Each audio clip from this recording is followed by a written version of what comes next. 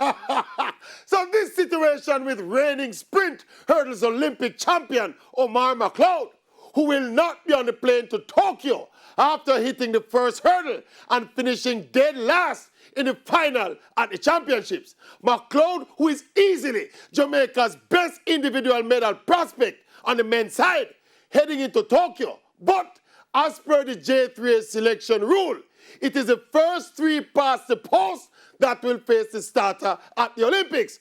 McLeod will have to watch the games on television. All this big hullabaloo about running so early in the morning and change of schedule and blah, blah, blah. I bet I never said nothing. It's not just one or two or three people that beat McLeod. There are 7 people plus a man with a medical exemption in waiting. Sorry, but there is no real case to be made for the former world and reigning Olympic champion. Bossman, you simply have to come to the trials and handle your business. The man them beat you fair and square, and them have them qualifying standard.